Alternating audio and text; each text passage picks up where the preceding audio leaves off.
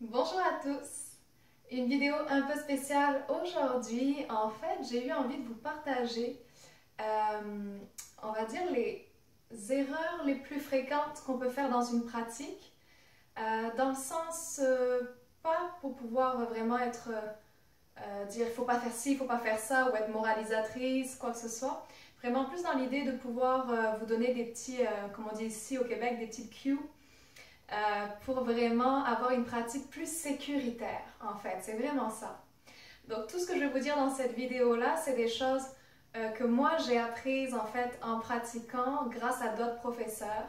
C'est des choses que j'aurais aimé qu'on me dise parfois beaucoup plus tôt dans ma pratique et qui m'ont permis vraiment de plus profiter de ce temps-là que j'ai sur mon tapis. Alors, une première chose, le yoga n'est pas la réponse à tout. Puis j'entends là la pratique physique du yoga. Parce que souvent on pense que ben, j'ai mal au dos, j'ai mal ici, j'ai mal là, le yoga va être la réponse. Non. Alors juste, voilà, petit warning là-dessus. Si à un moment vous avez une blessure, si vous sortez d'une opération, quoi que ce soit, prenez d'abord l'avis d'un médecin avant de vous lancer dans une pratique de yoga. En tant que professeur, nous ne sommes pas des professionnels de la santé. Et donc, il y a plein de choses comme ça où on ne pourra pas vous dire forcément est-ce que tu peux le faire, est-ce que tu ne peux pas le faire, et d'autant plus derrière un écran. Donc là-dessus, vraiment, n'hésitez pas à demander l'avis d'un médecin avant de vous lancer dans une pratique si vous avez un doute. Puis par exemple, quelqu'un qui aurait une hernie discale, le yoga est peut-être parfois même complètement banni, voire pas recommandé du tout, bien au contraire. Donc vous voyez, voilà, ça, il faut faire attention. Première chose. Alors, je vous dirais, j'ai pris un peu des notes cette fois-ci pour rien oublier, ou presque. Une des premières choses que je pourrais vous dire, un de mes plus grands conseils, ce serait de ne pas bouder les accessoires. Alors par accessoires, j'entends donc bien sûr des blocs. En liège, c'est l'idéal, mais si vous en avez qui sont en mousse ou quoi que ce soit, pourquoi pas. Si vous n'en avez pas, ça peut être des gros livres ou quelque chose qui ressemble à ça. Donc des blocs, une couverture, si vous n'en avez pas, serviette de plage, parfait. Si vous n'avez pas vu, c'est la petite sirène, j'assume. Et bien sûr une sangle, donc une sangle ça peut être remplacé par une ceinture, un foulard. Mais de nombreuses fois dans votre pratique, ça va vous aider en fait à vraiment profiter des bienfaits de la posture. Donc, au lieu de rester dans des options qui ne vous conviennent pas, avec les accessoires, ça permet vraiment de trouver des variations extraordinaires. Si vous êtes sensible pour les genoux, mettre une couverture sous vos genoux, ça va vous sauver la mise plutôt que d'acheter un tapis beaucoup trop épais. Vraiment, les accessoires, lorsque vous choisissez d'en utiliser un, moi j'ai toujours dans mes cours, c'est comme une preuve d'amour qu'on s'offre. C'est se dire, hey, j'ai vraiment envie de me sentir bien dans ma posture, alors je vais prendre un accessoire. Au lieu de rester dans le ah non, si je prends un accessoire, ça veut dire que je le fais moins bien, ça veut dire que je suis moins bon. Ça. Faux. Archi faux. Donc, tomber en amour avec les accessoires, c'est vos meilleurs amis. Deuxième conseil, rappelez-vous toujours que une posture qu'on a en tête, c'est, on va dire, la finalité. Mais ce qui est le plus important, comme on m'a souvent dit, c'est le chemin pour se rendre à cette posture-là. Donc, il y a peut-être 1% des gens là, qui vont réussir à faire une posture comme on voit dans les livres ou sur Instagram. Mais pour aller jusque-là, il existe plein de chemins différents, plein de variations différentes. Et c'est ça qui est vraiment important de garder en tête.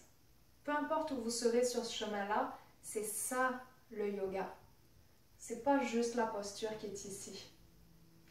Alors profitez du cheminement et ne vous comparez pas aux autres. Parce qu'en plus, votre corps est unique pour de vrai. C'est pas juste un truc cheesy de yoga. Votre corps est unique, votre ossature notamment est vraiment particulière. Et donc il y a des postures que vous ne pourrez jamais faire, puis c'est pas votre faute. C'est parce que vos os sont faits ainsi, votre colonne vertébrale est faite ainsi, les os de vos jambes, de vos genoux, de vos chevilles. Donc gardez en tête, voilà, que c'est vraiment votre cheminement vers la posture et toutes les variations, toutes les subtilités que vous allez trouver sur ce chemin-là qui sont le yoga, pas la posture finale. C'était mon deuxième gros conseil, très gros conseil. Une fois qu'on a compris ça, hey, mon Dieu que ça enlève un poids sur les épaules et qu'est-ce qu'on peut profiter de notre pratique, surtout quand on va dans un studio, après ça évite de regarder les autres et puis de se dire « Ah, ouais, je suis vraiment pas, je suis pas à ce niveau-là, ah lui il est meilleur, elle est meilleure ». On s'en fout. Ok. Alors, ensuite, donc voilà, ne pas forcer votre corps dans des postures. Si vous sentez que vous avez mal dans une posture, oubliez ça. La douleur, elle ne va pas disparaître. Si c'est une légère tension, respirez dans cette tension-là. Puis voyez ce qui se passe. S'il y a une douleur, ressortez, respirez, réessayez. S'il y a encore une douleur, on va trouver une autre variation. Et puis là, nous, les professeurs, on est fait pour ça. Écrivez-moi un moment, même s'il y a une question durant une pratique. Écrivez-moi. Ça me fera toujours plaisir. Alors, je ne vais pas pouvoir décortiquer toutes les postures de yoga et vous dire toutes les erreurs que moi j'ai faites durant mon parcours et que j'aurais aimé connaître avant. Mais je vais quand même vite vous en donner quelques-unes qu'on voit souvent. Et si ça peut vous épargner, vous, ces erreurs-là, alors ce sera une belle chose d'accompli pour moi aujourd'hui. Alors bien entendu, j'aimerais vous parler d'une posture merveilleuse que l'on appelle flexion avant debout, la pince debout ou tout autre nom ensuite en sanskrit. Je suis nulle en sanskrit, je l'avoue. Ça fait pas de moi une meilleure ou une mauvaise professeure, mais voilà, donc je vous parle avec des mots français. Et donc je parlais de cette posture-ci. Ok, vous l'avez déjà toutes vues, tous faites. Et ici, donc dans cette posture-là, l'erreur la plus courante qu'on voit, déjà c'est le fait je ne suis pas flexible, je ne peux pas mettre mes mains au sol. On oublie ça. L'erreur qu'on voit le plus souvent, c'est ça.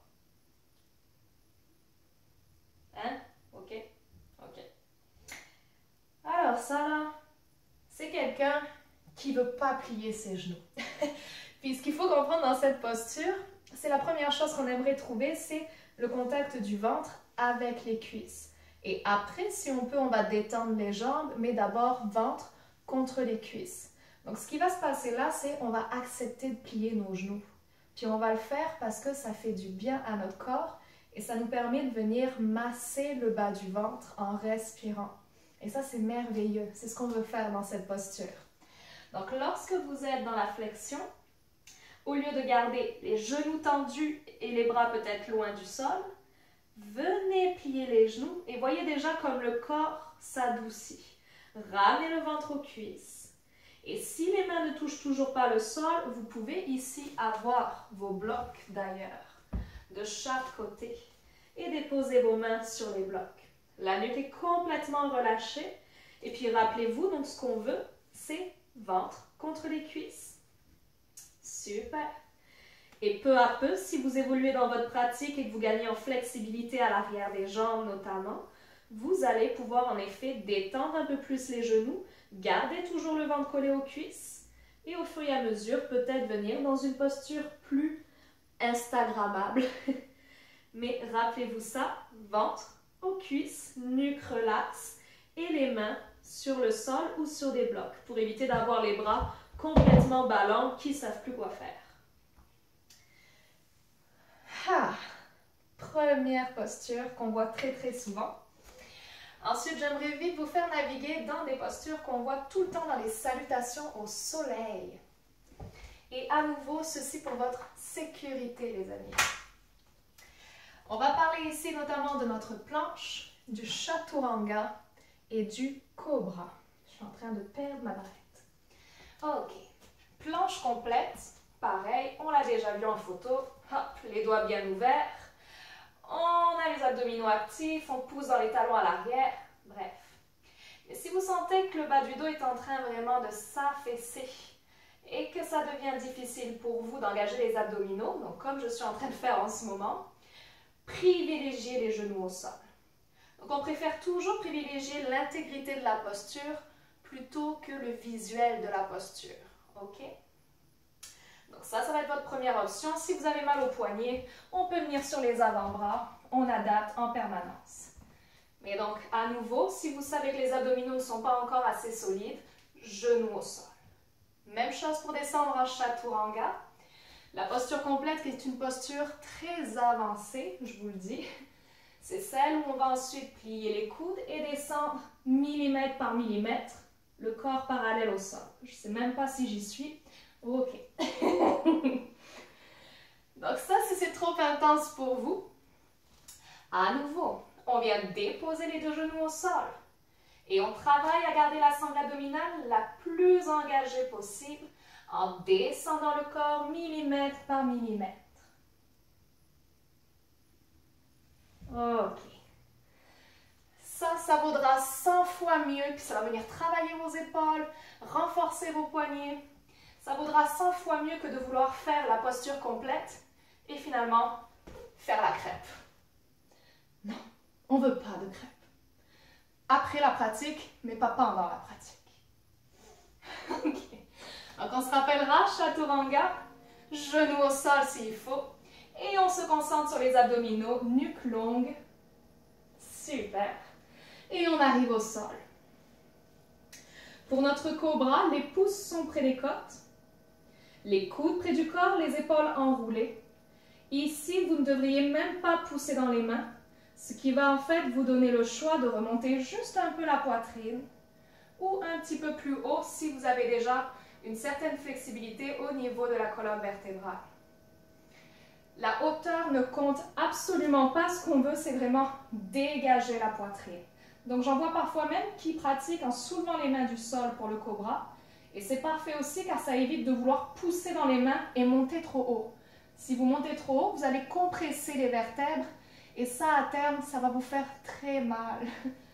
Donc on oublie. Donc rappelez-vous, la hauteur ne compte pas, c'est l'ouverture de votre cœur qui compte. Donc dès que vous sentez que vous êtes en train de pousser dans les mains pour pousser les bras, tendre les bras, compresser la colonne, non, redescendez, adoucissez et c'est tellement parfait. Yay!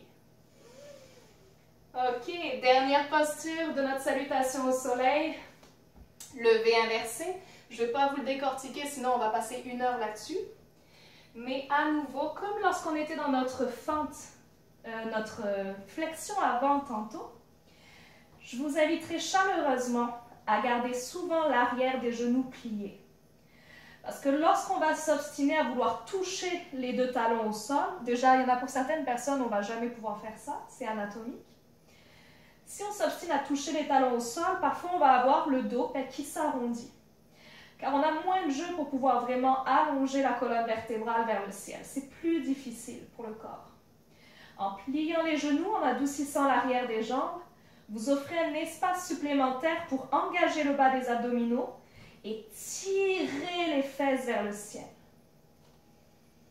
Ok, je fais la différence. Là, ma posture n'est pas active. J'engage les abdominaux. Je tire les fesses vers le ciel. Super. Les doigts toujours bien ouverts. Et vous devriez pouvoir passer quasiment des heures ici. Presque. C'est pas vrai. Ok, on redescend.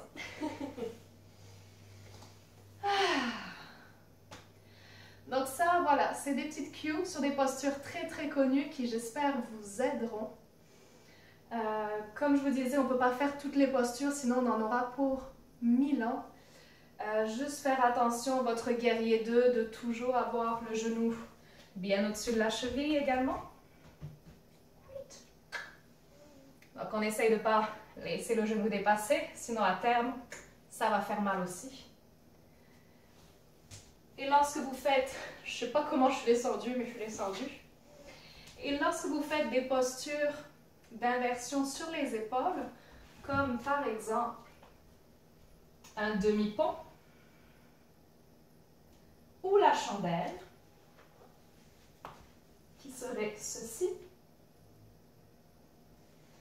Pour des questions de sécurité, surtout parce que vous êtes en train de regarder des vidéos sur YouTube, ne tournez jamais la tête sur le côté durant ces postures-là.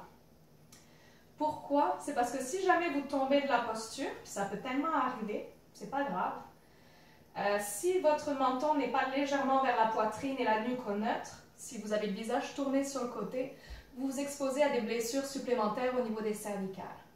Donc toujours nuque au neutre dès que ce genre de posture-là arrive dans la pratique.